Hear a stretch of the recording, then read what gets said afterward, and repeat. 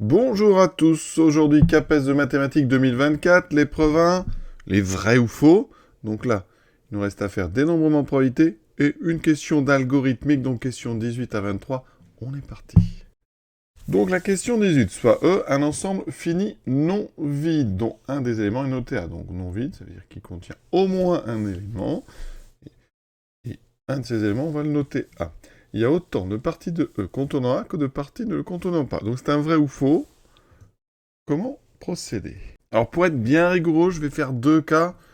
Je vais faire le cas où E n'a qu'un élément, c'est A, et E où A a au moins deux éléments, c'est-à-dire A et un autre ensemble d'éléments, n éléments distincts de E, et donc n étant dans n étoiles. Alors, si l'ensemble E c'est A, en fait, les parties de E contenant A, parties de E contenant A, il n'y en a qu'une. C'est juste E. D'accord? Partie ne contenant pas, je mets pas de S, il n'y en a qu'une aussi. Partie de E ne contenant pas A, c'est donc l'ensemble vide. D'accord, hein? Les parties de E, ici, dans ce cas-là, hein, quand E n'a qu'un élément, c'est donc la partie vide, voilà, et la partie qui ne contient que A, c'est-à-dire E. Vous n'avez que deux parties, une qui contient A, une qui ne contient pas, donc l'assertion est vraie. D'accord? Dans ce cas-là, l'affirmation est vraie. Maintenant, s'il y a l'élément A et n-1 autres éléments, hein, et il faut que nos n éléments avec A, hein, comptés, soient tous distincts. Alors les parties 2 qui ne contiennent pas, ça veut dire que ce sont donc des parties, ou des sous-ensembles, de l'ensemble E1 jusqu'à En-1. Et on sait que hein, cet ensemble ici, l'ensemble des parties de ça, c'est de cardinal 2 puissance n-1. D'accord? 2 à la puissance du nombre d'éléments. Mais il est à noter que on n'a pas besoin, hein, ici, du cardinal, pour une raison simple, c'est que les parties de E contenant A s'obtiennent tout simplement en ajoutant A aux parties de E ne contenant pas A.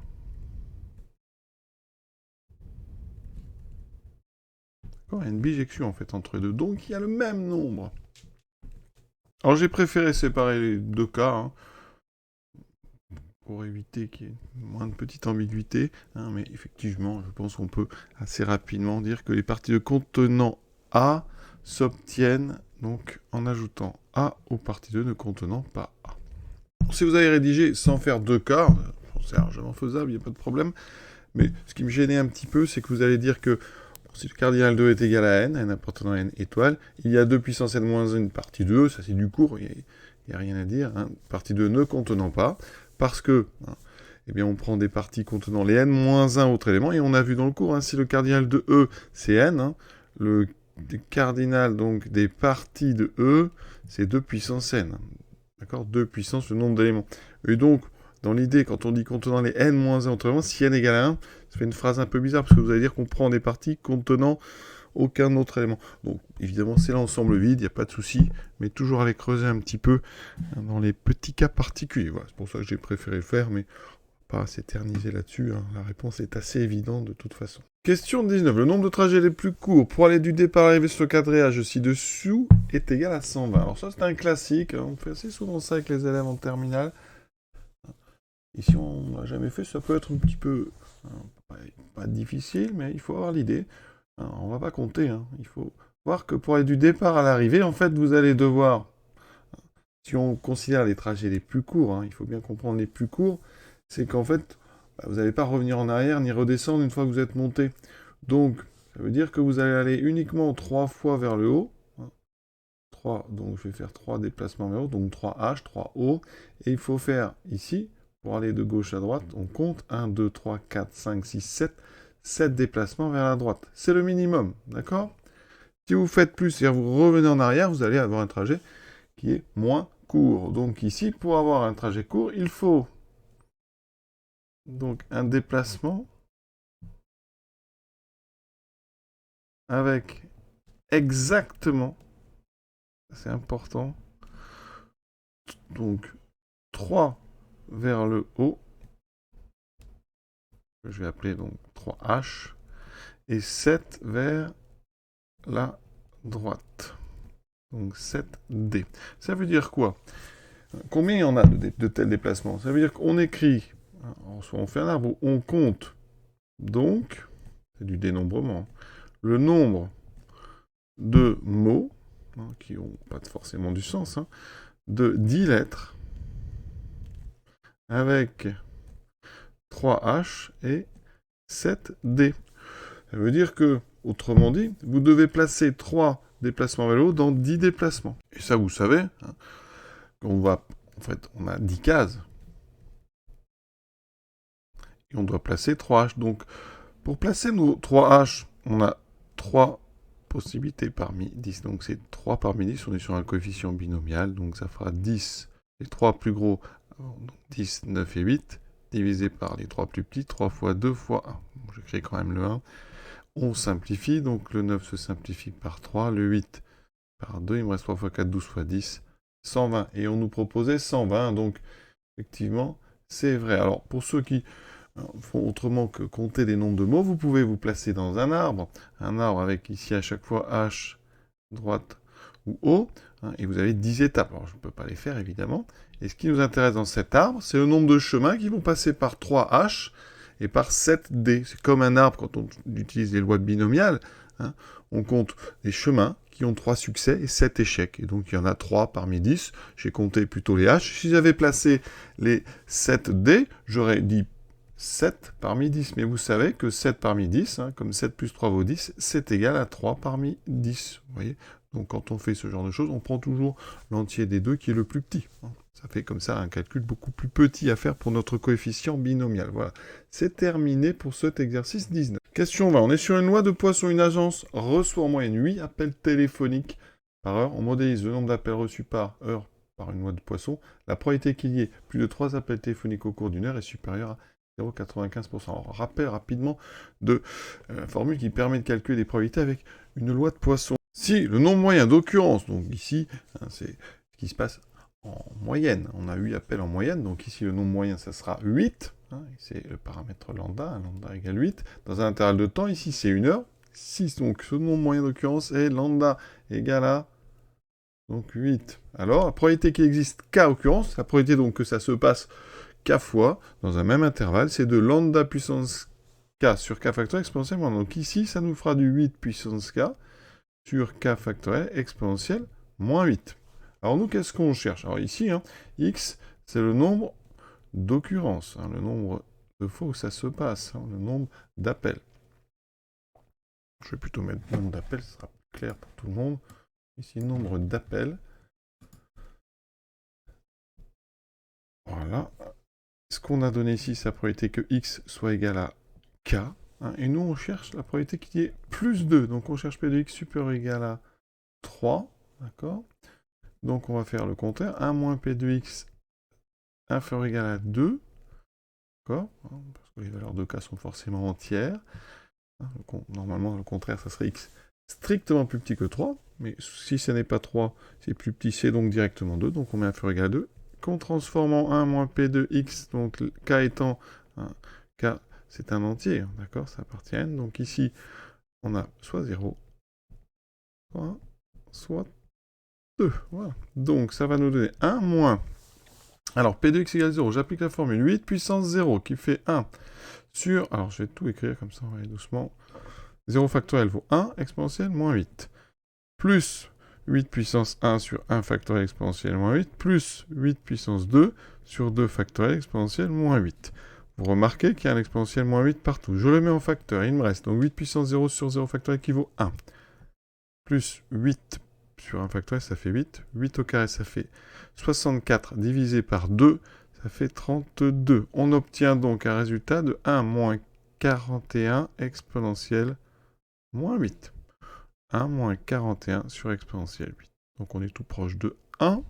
Et là, voyons, on trouve à la calculatrice à peu près 0,986. Hein. Donc ça veut dire que la probabilité que x soit supérieur ou égal à 3, elle est donc effectivement bien strictement plus grande que 0,95. Donc, effectivement, l'assertion. Donc on peut dire vrai. Question 21. Soit A et B, deux événements d'un espace probabilisé, les assertions suivantes sont équivalentes. Vrai ou faux? Alors, important, équivalente. Il ne faut pas montrer l'implication. Donc A et B indépendants équivaut à A bar et B bar indépendants. Je vais procéder par implication, hein, parce que là on veut montrer que c'est équivalent. Ce sera plus simple, la réciproque est vraiment très très évidente. Mais on va donc prendre A et B indépendants. Ça veut dire que on sait que donc, P de A fois P de B, c'est P de A inter B. Ça, c'est vraiment la définition. Et nous, on veut montrer que A bar et bar sont indépendants. Donc, ce qui m'intéresse, c'est de calculer P de A bar fois P de B bar. Et de montrer que c'est P de A bar inter B bar. Donc, P de A bar, c'est 1 moins P de A, d'accord? Fois P de B bar, qui est 1 moins P de B. Je rappelle que P de A plus P de A bar, ça vaut 1, pareil pour B et B bar. Donc, on remplace. On développe. C'est un grand classique. 1 moins, donc, P de B, moins P de A, plus P de A, fois P de B. D'un autre côté, on va chercher P de A bar, donc, inter B bar. Alors là, il faut faire un petit quelque chose.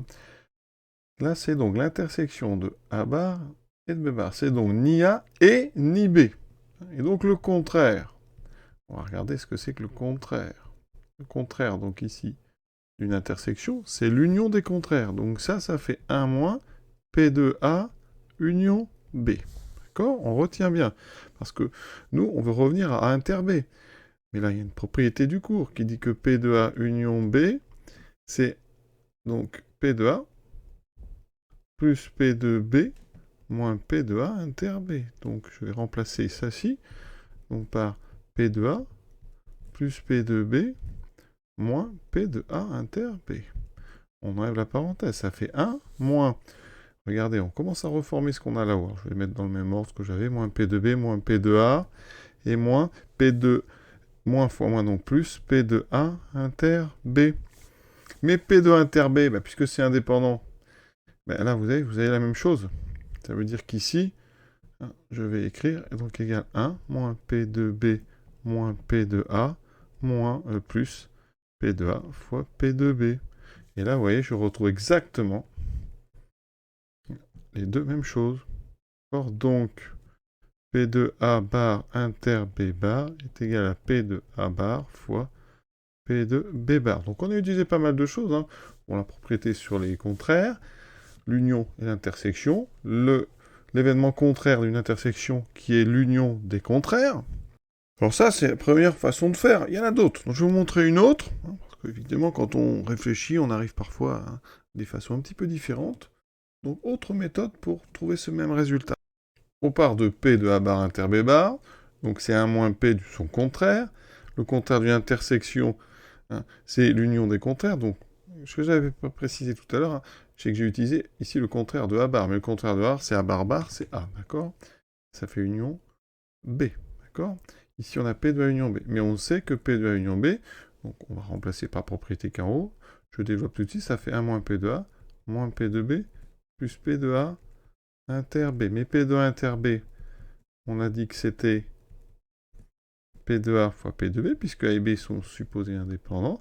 Et là, vous pouvez faire une petite factorisation. Parce qu'en fait, il faut reconnaître que c'est 1 moins P de A fois 1 moins P de B. Alors, c'est un petit peu moins évident à savoir. C'est pour ça que je préférais faire la première méthode. Mais une fois qu'on a vu ça, vous voyez, ça donne ici donc P de A bar fois P de B bar. C'est un petit peu plus joli, hein, mais on ne voit pas toujours, quand on est comme ça dans le truc, la factorisation qui est ici. Voilà, et donc ici, on en déduit qu'effectivement, on vient de montrer que A et B indépendants impliquaient A bar et B bar indépendants.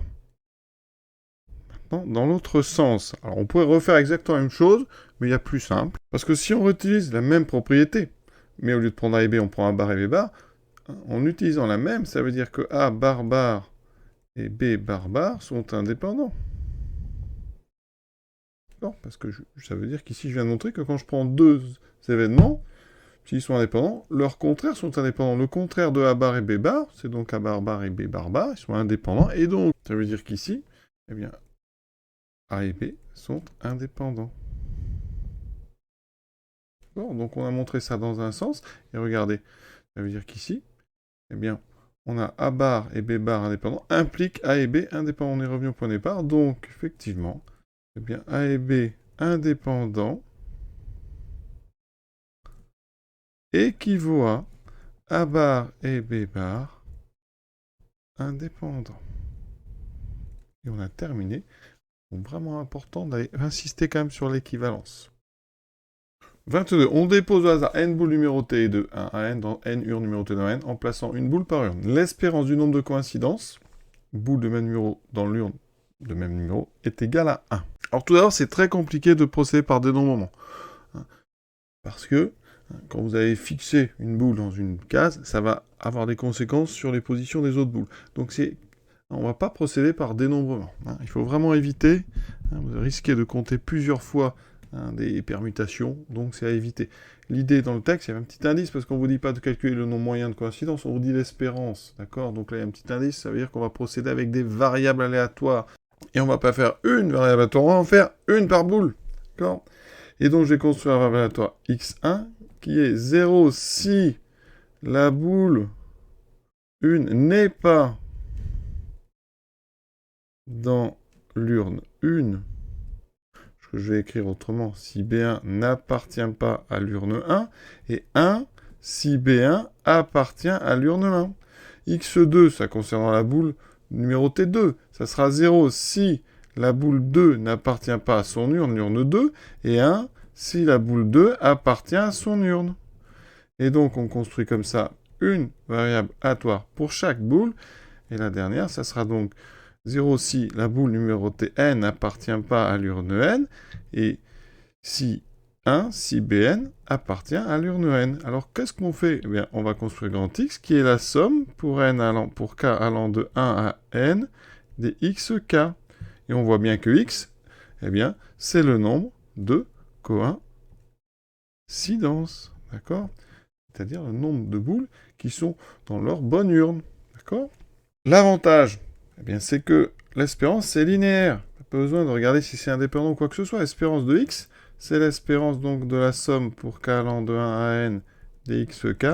Et donc, par linéarité, c'est la somme pour k allant de 1 à n des espérances des xk. L'avantage, c'est que toutes mes xk ont la même espérance. D'accord? Donc, on va en calculer une. Ici, on a une variable aléatoire qui prend deux valeurs, 0 ou 1. Donc, regardons x1. C'est une épreuve de Bernoulli, avec juste deux issues.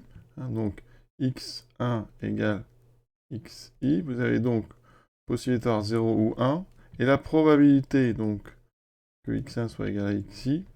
Donc, probabilité que la boule 1 ne soit pas dans l'urne. Il y a n cases, il y a une urne, où il n'y a qu'une à éviter. Donc là, vous avez n-1 sur n. Et il y a une chance sur n qu'elle soit dans la bonne urne. D'accord? Donc là, simplement, c'est l'espérance d'une épreuve de Bernoulli. Alors on va la recalculer, l'espérance de x1, c'est 0 fois ça, plus 1 fois 1 sur n, donc on trouve 1 sur n. D'accord? Et ça veut dire que pour tout i appartenant à l'ensemble des entiers de 1 à n, l'espérance de xi, c'est aussi 1 sur n. Donc là, on a la somme pour k allant de 1 à n des 1 sur n. C'est une constante, on peut sortir ça. Donc vous avez des 1 sur n partout, donc ça fera 1 sur n fois la somme de k égale à n des 1. Donc 1 sur n fois n, ça fait 1. Et voilà le résultat. Donc l'affirmation, l'assertion 22, c'était vrai. On passe maintenant à la partie algorithmique. Alors le problème ci-dessous est écrit en langage Python en saisissant la commande. Donc 0,2, 0,001, on obtient l'encadrement de longueur inférieure à 10-3 de la solution de l'équation. Donc ici, je vais la noter quand même. Exponentielle de x sur 2 plus x2 moins 3 égale 0. Or, donc vous avez un programme.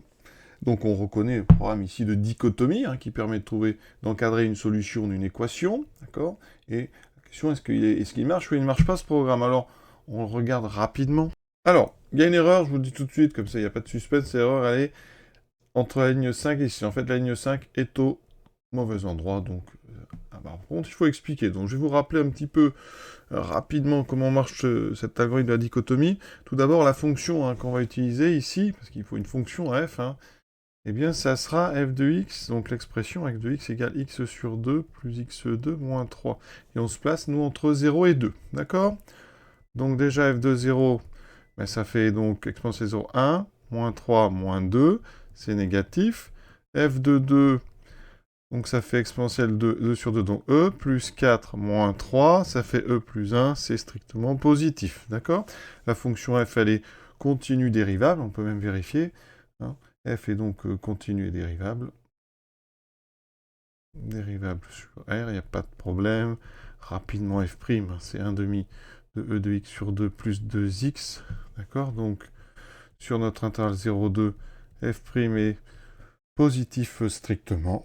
Donc, f est strictement croissante sur notre intervalle. Donc, on a une configuration, 0,2. Voilà. Vous avez quelque chose qui part de f de 0 pour aller à f de 2. Donc, par continuité, théorème corollaire du théorème des valeurs intermédiaires, vous allez avoir ici une solution unique entre 0 et 2. Bon, comment la localiser? Alors, rapidement, au départ, on est entre 0 et 2. D'accord? On prend le milieu, c'est-à-dire ici, on calcule son image, elle est négative. Alors, nous, sur le dessin, ça se voit. Sinon, quand on est avec Python, on va calculer l'image de 1. L'image de 0, on fait le produit. Ici, le produit, vous voyez, les deux sont du même côté, donc le produit va être positif. Quand le produit est positif, c'est que les nombres sont de même signe, c'est que la racine n'est pas entre eux. Donc là, la racine ne sera pas entre 0 et 1, mais entre 1, ici, et 2. Donc ça veut dire qu'on va décaler dans notre programme, le A va venir ici. Donc le milieu va devenir notre nouvelle borne A. Et on va reproduire, on va maintenant couper en deux, c'est de la dichotomie. On regarde l'image de 1,5, et on voit ici que f de 1,5, c'est positif, f de 1, c'était négatif, donc le produit va être négatif. Donc on sait quand le produit est négatif que la racine, que la solution est entre les deux. Donc on va cette fois-ci décaler la borne ici. Donc on est sur un intervalle, vous voyez, qui est ici, de plus en plus petit. Et à chaque fois, on prend le milieu, hein, et en fonction de la position donc de la solution par rapport à ce milieu, on décale soit la borne de gauche, soit la borne de droite. D'accord ? Et ainsi de suite, et ainsi de suite, et ainsi de suite. Donc à chaque fois, on a comme ça un intervalle qui se réduit, qui divise à chaque fois sa largeur en deux. Donc dans le programme, on définit donc d'abord un des lignes pour pouvoir calculer f de x. Donc ça, c'est ces deux lignes-là, pas de problème, hein, 2 points, et retourne, etc. Ensuite, l'encadrement. Donc on part de A et B. Donc au départ, on va partir de 0,2. Epsilon, c'est la largeur finale de notre intervalle. Ici, on calcule un milieu. Le milieu entre A et B. Ici, ça fera 1. Et après, on entame une boucle. Le souci, c'est que cette boucle, effectivement, elle calcule le produit f de m, borne gauche fois le milieu, fois l'image du milieu. Ici, si c'est négatif, on a dit, eh bien, la solution sera entre A et M, donc ça veut dire que A ne bouge pas et c'est B qui devient M, et sinon c'est l'inverse. Mais le problème, c'est qu'une fois que vous avez fait une première boucle while, quand vous revenez, eh bien, en fait, le milieu M ne change pas, parce que la calcul de A plus B sur 2 est en dehors de cette boucle. Donc c'est-à-dire que votre boucle ici, hein, la valeur de M ne change pas, hein, et donc un programme qui ne correspond pas du tout à ce qu'on veut faire, d'accord? Et d'ailleurs, regardez ce qui se passe. Alors au premier coup, A égale 0, B égale 2, on calcule le milieu, M est égal à 1. Donc notre programme, ensuite, il rentre dans la boucle. B moins A est plus petit, donc 0,001. Parce que ça fait 2. On calcule f de A fois f de M. Les deux sont négatifs, le produit est positif. Donc A égale M. Ça veut dire qu'après, le A est ici. Donc on se retrouve entre, donc ici, 1 et 2. Donc on a pour l'instant A égale 1, M égale 1, B égale 2. Et là, on ne recalcule pas M, parce qu'il est en dehors de la boucle. Donc M vaut toujours 1. Pour tout le programme, M est égal à 1.